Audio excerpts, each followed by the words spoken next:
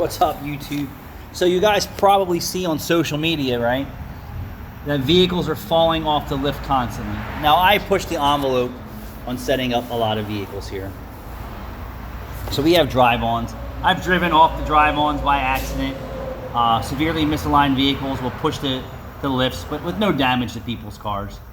And then the swing arms, I will tell you this. I've picked up some vehicles before, not knowing the integrity of the frame, right?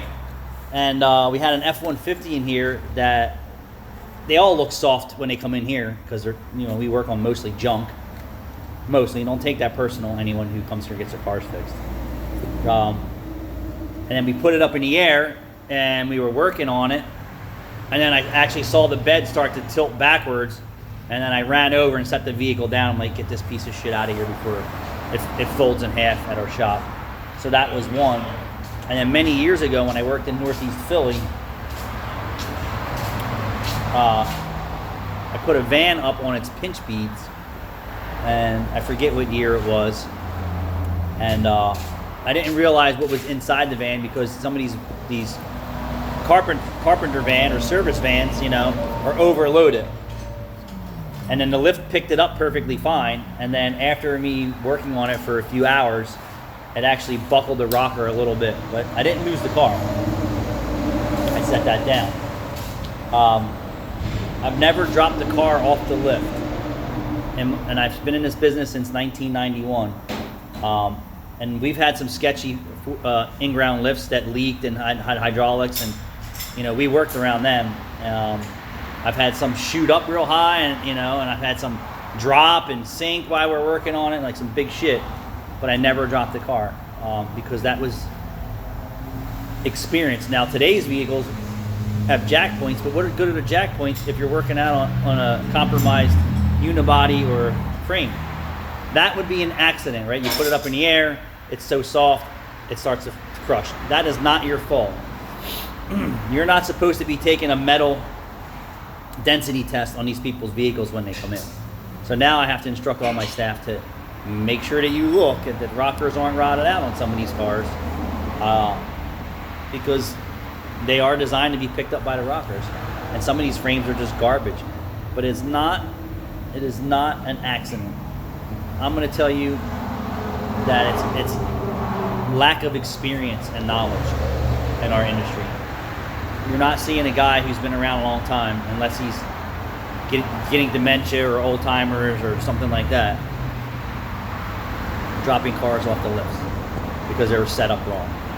Now Jude is going to Ford ASSET program, Ford Asset, and then he was working on a Nissan Frontier in the first bay, and it's basically a truck. Well, what does he do? He's jacking it up on the pinch beads with our narrow props. Well, what did that do? It started to, distort the pinch bead, and I was like, yo, dude, what the fuck are you doing? You just went to school and told me you learned about setting cars up on lifts, and here you go fucking up in my shop. Thank God it wasn't enough to cause a problem. And I had him get the job done real quick and get it down, but that's the problem. These dealership service managers are hiring these guys and hoping they have the minimum basic knowledge, and they don't, and it's costly. It's costly. And these guys want to make crazy money, in my experience. I'm not saying everybody. They just don't have the experience and knowledge. And I could tell you long ago when I applied for a job at a Chevy dealership, they didn't hire me. Is that funny?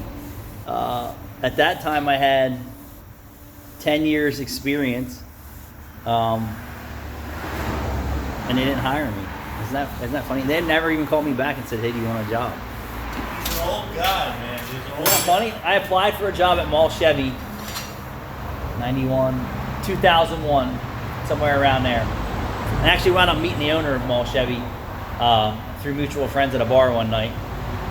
And I chuckled, and I said to him, I said, I applied at your dealership in 2002 or 2003 for a mechanic's job. And I just wanted to see, what was available. They never offered me a position, nothing. how foolish you are. How foolish you are. I've been in business for myself now 18 years, and I've ran multiple other other successful shops, not including my own. And back then, I think guys were making like $20 an hour. I don't even think it was anything crazy. 10 years experience at Jaime. Now they're going to hire guys at 2 years experience and give them decent wages. I mean, I have a friend of mine who works at Pep Boys who's a master tech with at least 20 years experience, and he's not making $40 an hour. And he's a brilliant mechanic. Steve, you know who we were talking about. Steve is a brilliant mechanic. Does engines, does trannies, does hard shit, timing chains. Kids, he's a man. He does a good job, but that's funny, isn't it? You know, he deserves to get $40, $50 an hour because he's worth it. He comes to work early. He puts in his time. And then you get this little fucker over here. This termite.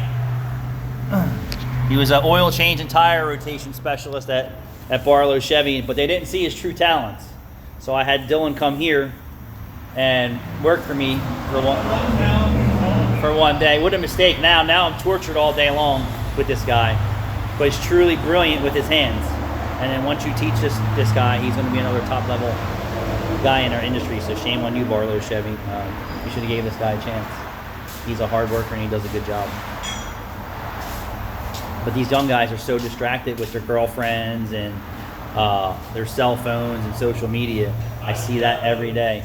If you had a chance to see how many times these new generation technicians out here are on their phone, you would throw up, because I'm in close quarters, so I get to see. He probably talks to his girlfriend 8,000 times a day. Oh, I miss you. Oh, I love you. Jude's the same way. Caleb was the same way. Making kissy faces and flexing, and do your fucking job. Get back to work. You'll have less mistakes. You won't have cars fall off the lift. And what these other guys don't do is I don't think they educate themselves enough. So Jude and Caleb were here for a while. And I said, I never stop learning. I'm always trying to learn. I learned from Ford Boss Meet, Ford Mocha Loco, Master Local Tech Mocha Loco. Another guy who's a probably 30-year Master Toyota technician. Rayman Rays. I'm still learning from you guys, and I hope that you're learning from me. I'm constantly educating myself on what we're seeing in our bays. Since I do a lot of used car recondition work, I think I see some newer vehicle problems than some other shops. I typically don't chase quick lube type environment work in my shop. I'm not a quick lube. I don't specialize in oil changes and tire rotations. That's not my thing. So there are some shops out there that's what they do. Oil change, tire rotation, and then they hire young guys come in here. They're breaking lug nuts, they're stripping lug nuts, they're leaving wheels loose, and on and on and on and on. And I'm sure there's many service managers or shop foremans could probably, if we were all in a group chat, we could tell you the horror stories all day long. But it's not coming from your seasoned master techs. Those guys probably show up half hour early, pound out any job that they can, get it right the first time, which is hard in our business anymore, especially with the garbage shit of parts that we have to deal with. Oh, let me show you this. So, Dylan's popping his cherry on a Wrangler, changing a driver's side converter with the OEM one on there. It's a pain in the ass. They put that shielding and bracket in that worst spot to loosen that lower bolt. So this is the Dodge Ram that was here for collision work. Collision work at Meineke Cinnamonton.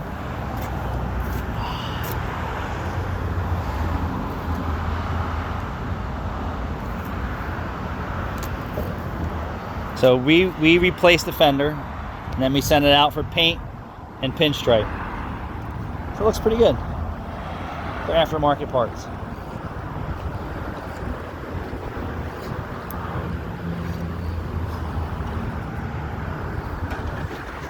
All right, thanks for watching.